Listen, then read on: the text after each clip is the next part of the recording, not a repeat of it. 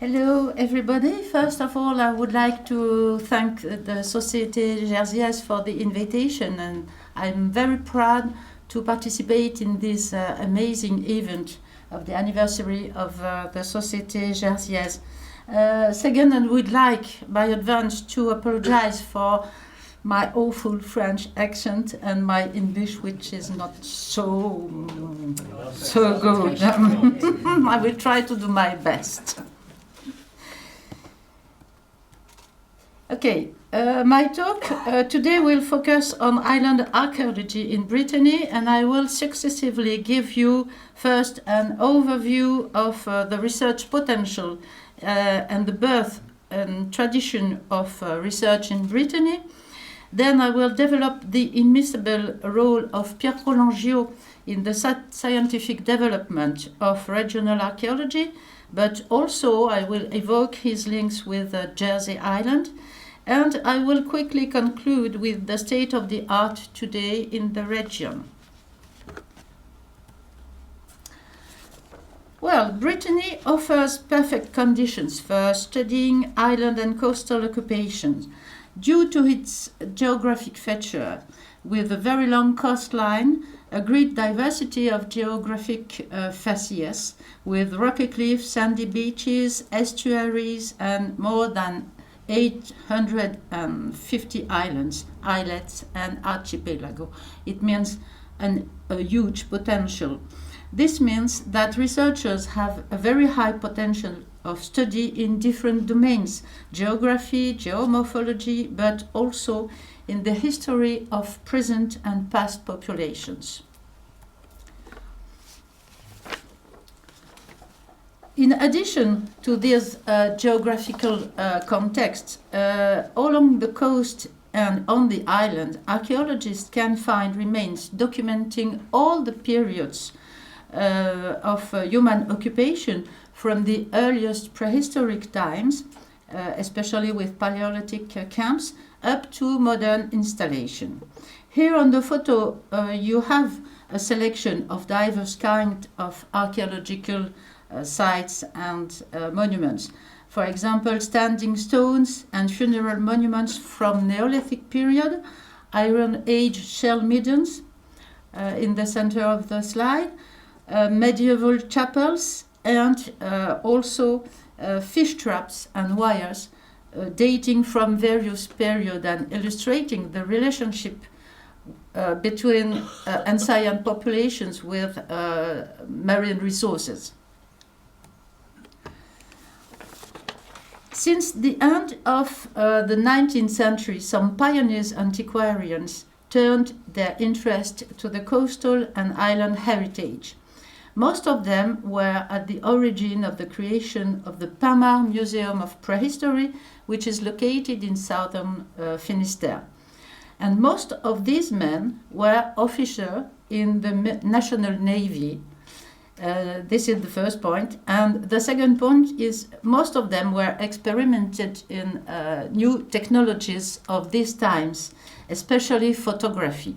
And for us, you will see that it was of a great importance. Then these pioneers left us an impressive quantity of documents, very precious even for the researchers working nowadays on island heritage. Here you can see several examples of their photos and drawing. You can notice the quality of the documentation. Some of them have an exceptional scientific value. And for example, the photo on the right bottom represents the monumental standing stone of the Melon Island, which is located in northern Finistère. This standing stone was more than 8 meters high. And this standing stone, this menhir, as we call it in France, has been destroyed during the Second World War. And that means that our archives are the only evidence of the existence of this monument. Let's move forward and During the middle of the 20th century, some famous archaeologists were also interested in coastal Brittany. And here I want to evoke the memory of Sir Mortimer Wheeler, who is co-author with Kate Richardson of the book Hill Fort of Northern France. Sir Mortimer Wheeler and Kate Richardson explored and surveyed various sites in Brittany and Normandy, and their book is still a reference for modern archaeologists. On the photo on the left, you can see Sir Mortimer Wheeler in company with Glyn Daniels while they were visiting the Coast Castle Cliff Castle in western Brittany, which is an Iron Age site.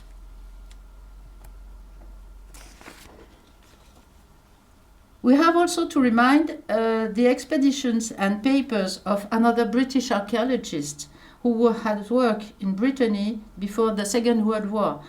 I mean Leslie Murray Traplon, who studied the Iron Age cliff castle in Belle-Île-en-Mer and Groix Island in southern Brittany.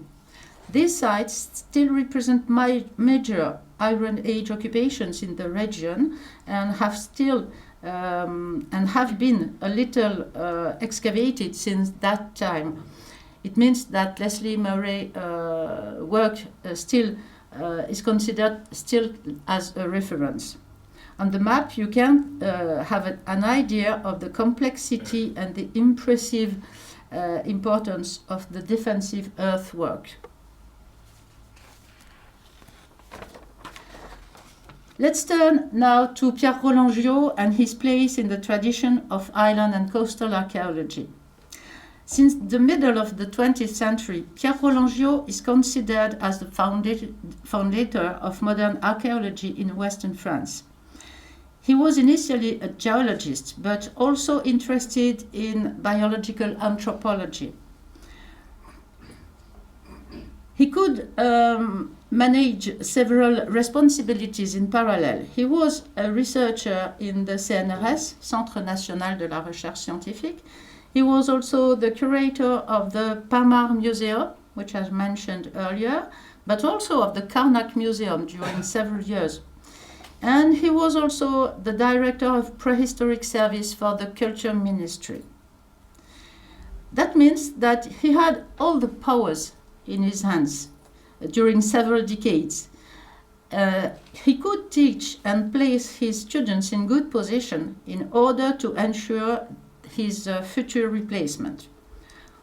Personally, I have been his last PhD student before his retirement, and I'm quite proud to say that and to precise that I have been his only female PhD student.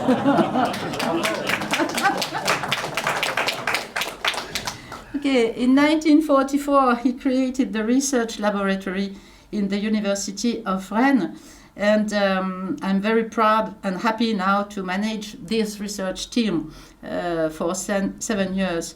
This research team groups nowadays 175 researchers and teachers and students in Western France. So Pierre-Roland Giot, in addition to his geological and anthropological approaches, promoted the laboratory to modern and interdisciplinary archaeology with, for example, chemistry, especially analysis of metal objects, petrography, and that means geological study of stone objects and potteries, especially, and ceramics, and also biology, and for example, with the pollen and charcoal analysis. Concerning Pierre-Roland Giot links with Jersiaise, he came several times in Jersiaise during his life and became a corresponding member of the Société Jersiaise in 1976.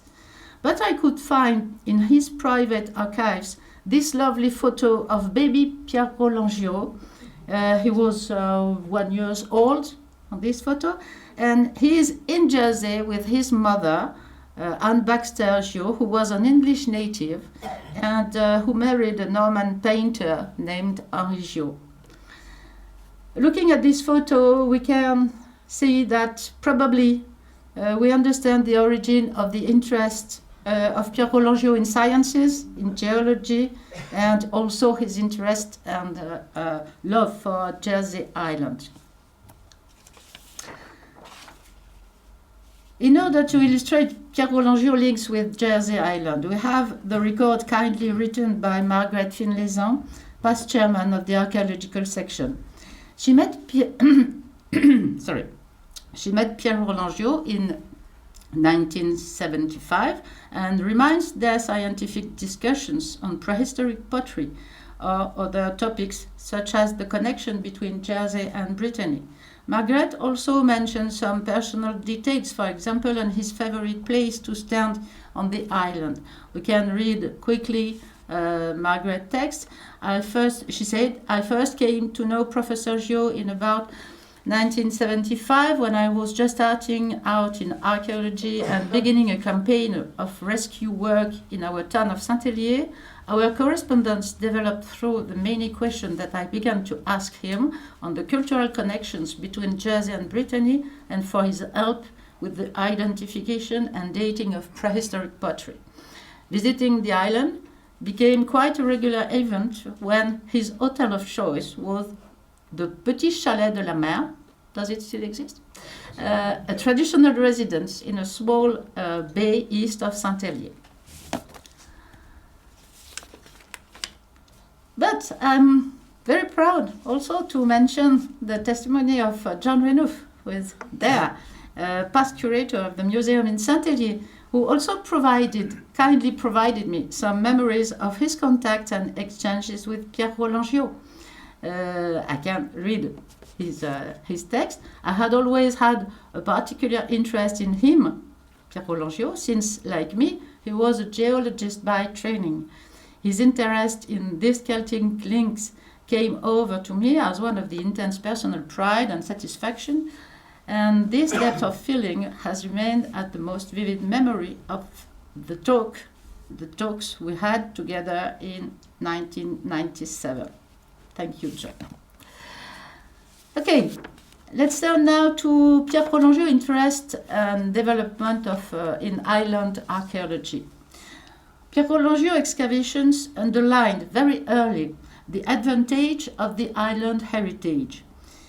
And beyond these advantages, there is especially the very good preservation of archaeological remains.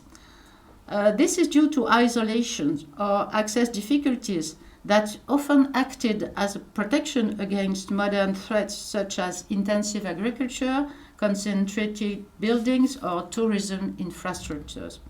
And in this context, small islands are especially profitable in this domain. They have scarcely been populated or exploited during modern time. It means that archaeological remains are still in a very good state.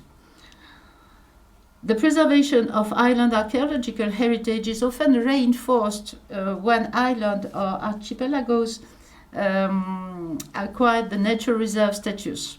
Here is the example of the Cairn Island site with its very well preserved megalithic monuments studied and restored by Pierre-Roland Giot during the 1950s. Another site is the Guignoc Island, excavated by Pierre-Roland Giot in the 1960s during 10 years. The megalithic monument dating back from the Neolithic period has also been progressively restored, and the other ancient occupation of the site date from the Iron Age period, with the settlement during the 2nd and 1st century BC, and medieval remains exist too. On the aerial photo, you can verify the quality of the preservation of the monuments, the tombs, and also of the medieval enclosure. Third example of Pierre-Roland Giot works is on the Brea archipelago. During the 1980s, Pierre-Roland Giot excavated the Lavrette Island site. He was not really interested by the Roman ruins that you can see on the right part of the slide. In fact, his interest for this island was due to medieval occupation, and he could there study the Saint-Budoc monastery and the monks' cemetery, coming back then to his interest for biological anthropology. As on the photo on the left, you can see Pierre-Roland Giot excavating a medieval skeleton. Still, thanks to Margaret Finlay's contribution, thanks to her, we know that in that period, Pierre-Roland Giot had a great interest in the Ilagua site, and it's probably reused from Iron Age site to an eremitic settlement in the early medieval period. He was keen to discuss comparable sites in Brittany with Philip Aldworth, the co-director of the excavation with Margaret Finlay. Nowadays, our laboratory federates several dozen of members around the coastal and maritime research, where islands have still a central place, not only along the European coast, but also along the American Atlantic facade. Our team developed now researches themes such as navigation, traffic, port sites, coastal system, and the exploitation of marine and coastal resources.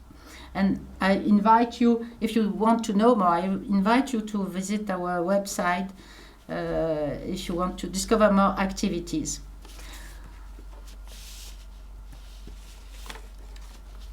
Some example of more recent researches on island. I will just quickly mention two because I excavated those sites, so it's easier for me. The Île York Island with a very important Iron Age settlement and also a passage grave. Here again you can verify the quality of preservation of this site. And another one I had the honor to present you a few years ago for the Société Jersiaise, the example of the Aidic site of Port Blanc with this huge Iron Age occupation. Okay, so I would like to finish on this evocation by a photo I could find in our archives. This is a historical photo. You have Pierre-Roland Giot visiting the Karnak megaliths in company with your future king, Charles, during the year 1968. Thank you very much for your attention.